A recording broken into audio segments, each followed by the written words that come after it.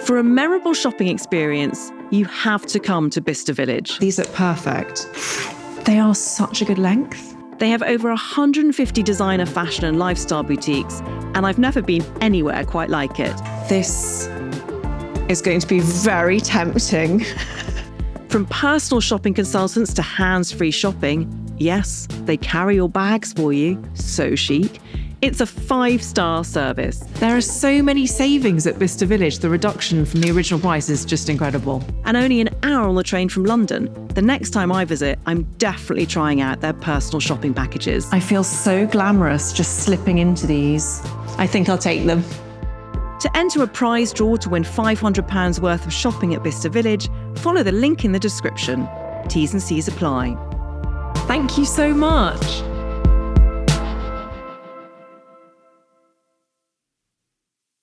As someone who was bullied at a formative age, one of the things that you say in your book, which I found very self-aware and very moving, is that you were left feeling physically incompetent. And it's so interesting that now you sit before me, Luke Evans, a Hollywood movie star, to so many people, the embodiment of an ideal masculine physique.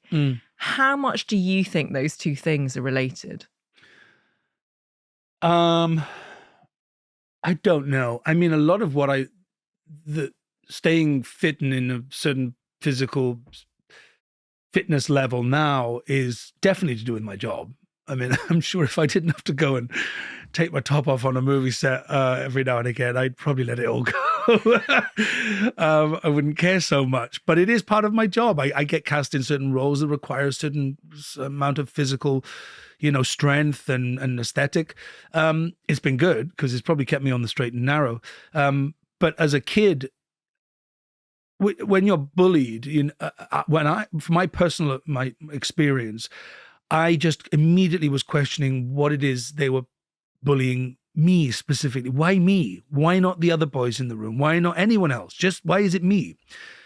And it's a terrible thing for a kid to have to think, what's wrong with me? There was nothing wrong with me. There was nothing wrong at all. Nobody was telling me that.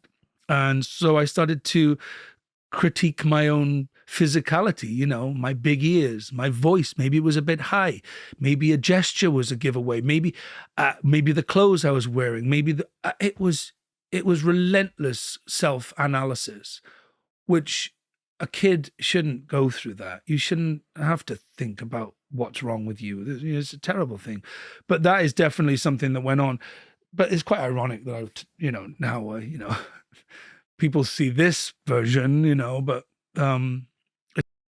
the person, the little kid, is a very different human being. Yes, and I wonder how you feel inside, although you present externally in a certain way. Inside, I still, I still sometimes go to the gym and just feel very anxious, look at myself in the mirror, and just go, God, you don't look good enough, or you're letting it go, or look at my face.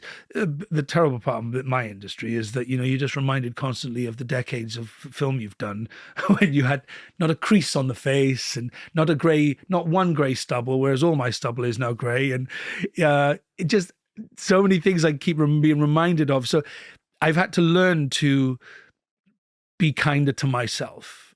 But I have terrible anxiety about feeling good enough physically, just everything. I'm always feeling like I should be better. Part of that isn't completely bad. I think it gives you a little something to fight for, but it can be overwhelming, Like I've been on a beach just recently and I didn't want to take my t-shirt off. I was like, I know I don't want to be in that place. I know I shouldn't feel like that. But, we are, sensitive creatures. We're very delicate.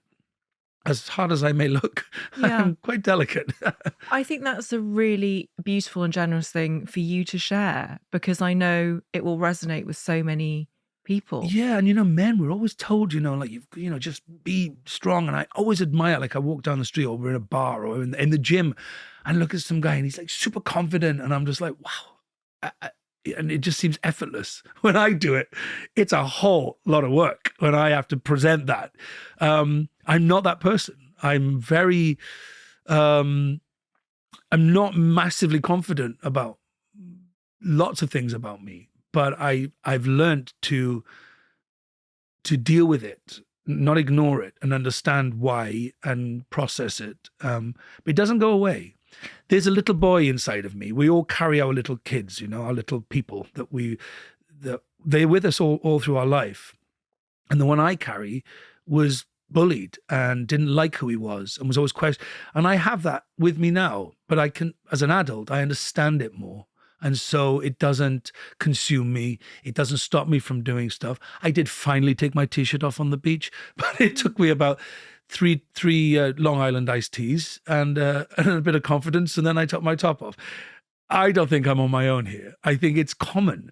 And I think it's important for people to, know that, I outwardly present this strong character, but, I suffer with insecurities and lack of confidence and self-worth and, all those things all the time.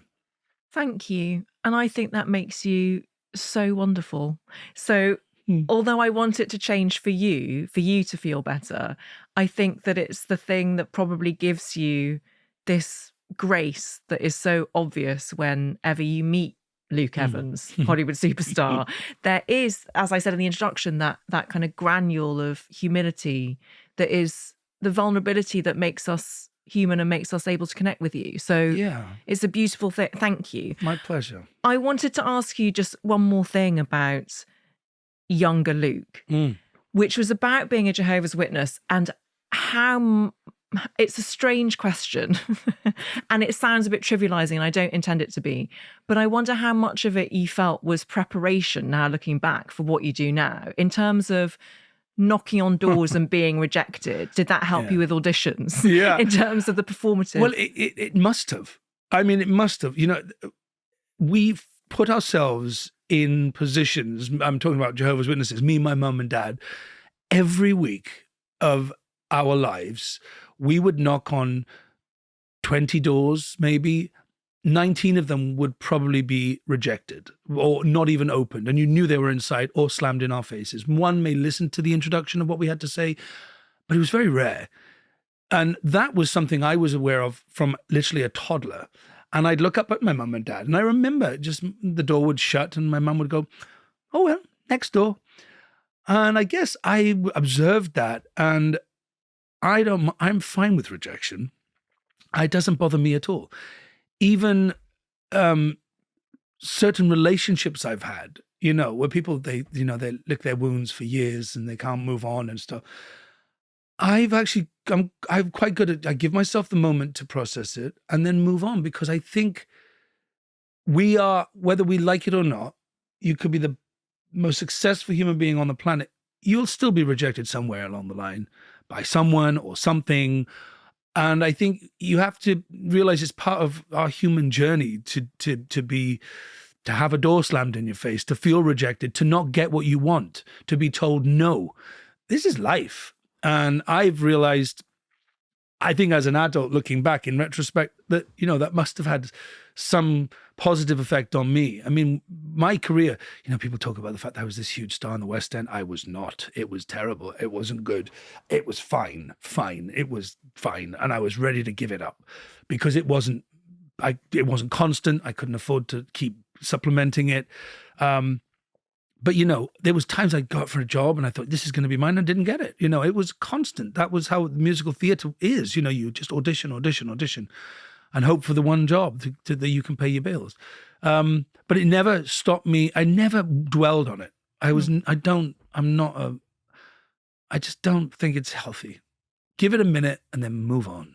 I hope you enjoyed that video. Be sure to check out the full episode of How to Fail wherever you get your podcasts. And also make sure you're following us on social media for all the latest updates.